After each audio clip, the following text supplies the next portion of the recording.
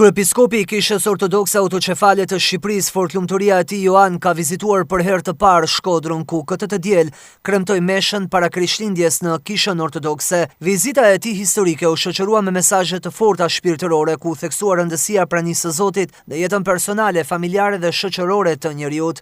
Shikoni rrugët malore që kanë ato mure tana, ata nuk janë për të kufizuar lirinë e shoferit, po janë për ta mbrojtur që mos bjerë në gremim. E njëjta gjë janë të porositë e Zotit, janë për ta mbrojtur që mos bjerë në gremim. Duke shkelur porositë e Zotit, e duke hequr këto nga jeta e përditshme, shikoni se si është bërë bota sot. Dashuria është larguar, gjithë kundër gjithëve, ambicie, zilira, egoizëm, vetëm për vete të gjithë. Një krishter nuk mund të jetë vetëm për vete. Nëse bëhemi egoist vetëm për vete, do bëhet kjo botë të shojë me sot. Të gjithë vetëm për vete, e gjithë kanë vetur vete. Dhe një qenie njerëzore nuk mund të jetë mbushur plot duke qenë vetë. Ne jemi pjesë e komunitetit. Edhe nëse do jemi vetëm fizikisht, përsëri jemi pjesë e komunitetit më të gjerë. E Zoti erdhi ky Krisht për ta ngritur këtë gjë. E mesazhi i Krishtlindjes së Krisht kjo është, që Krishti hapi rrugën për restaurimin e gjithë secilit nga ne. Që do thotë gjithë secili nga ne të fillojë të pastrojë zemrën e tij. Mos maj dëshira dhe mërirë në zemër, mos ketë smirë për tjerën, mos ketë inate për njerëzit që janë rrotën ti. Dhe më e shumta, ai në vetëm thjesht duhet të dojë ata, po duhet të përpiqet dhe të ndihmojë. Vizita në kryeqendrën e Veriut u cilësua si një moment i veçantë për komunitetin ortodoks në prag të festës së Krishtlindjes. Pas meshe, fortlumturia e tij Joan zhvilloi një vizitë në Bashkinë Shkodrë, më pas në Myftini, ku u takua me Imam Muhamet Sytarin, myfti i Shkodrës. Kjo vizitë që përkon edhe me atmosferën e begat të këtyre mujve të mirë. Ne sot kemi filluar atmosferën e 3 mujve të mirë. Edhe pas pak ditëve është Krishtlindja. Edhe besoj se është një simbolik shumë e mirë dhe shumë e fortë e reflektimit që duhet të kemi në marrëdhënie me Zotin, edhe në marrëdhënie me njëri tjetrin, edhe patjetër që kjo vizitë përkthen më së miri urat e komunikimit të vllaznisë që ne kemi me njëri tjetrin. Ju them shpeshherë njerëzve që ky bashkëpunim që kanë komunitetet fetare në Shqipëri është i rëndësishëm, po jo vetëm në planin etik, po është i rëndësishëm edhe si pjesë e sigurisë kombëtare. Pa një bashkëpunim, pa një bashkëekzistencë, harmoni ndërmjet komuniteteve, as vendi jonë nuk do ketë të ardhme.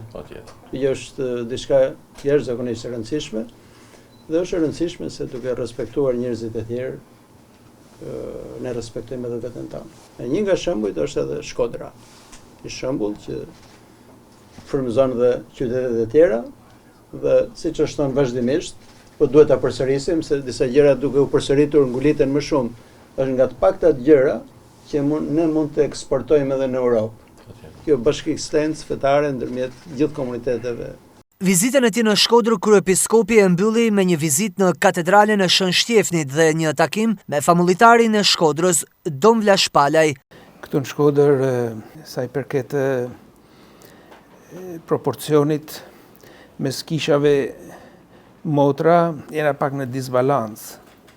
Por kjo na vjen një përgjegjësi të madhe, sidomos komunitetin katolik. E duke se na kisha motra, na do të kena do të tregojmë një kujdesit veçantë për motrën më të vogël. E kështu që duhet me mos i hall një mënyrë shumë veçantë edhe përballë atë Aleksandrit e atë Nikols, ko praktikisht njihemi një kishe vetme. Edhe gëzojmë për bashkëpunimin tuaj. Është shumë e rëndësishme. Komunitetet fetare kanë një detyrë për përhap paqe. Kur e kemi diçka dhe nuk e vlerësojmë, kur e humbasim, kuptojmë se sa e rëndësishme është. Duhet marrim shembull e frymëzim nga thënit e Zotit, që na thot lum paqebërësit. Nuk thot vetëm thjesht lum paqësorët. Mirë të jesh paqësor. Po shumë më tepër më mirë të jesh paqebërës. Të jemi aktiv në bërjen e paqes, jo vetëm thjesht pasiv. Dhe kjo është detyrë e gjithë komuniteteve tona. Dhe le ta ruajmë këtë trashëgimi që na ka ardhur nga të parët, le të mundohemi ta zhvillojmë më tej. Vendi jonë ka nevojë për paqe. se kanë ndodhur shumë grindje, sherrë vazhdimisht.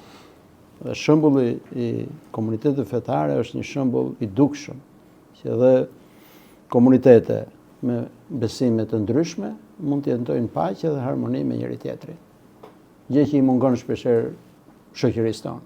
TV1 Channel e përcolli drejt për drejt meshën e kremtuar në Kishën Ortodokse nga fortlumturia e tij Joan, kreu i Kishës Ortodokse Autoqefale të Shqipërisë.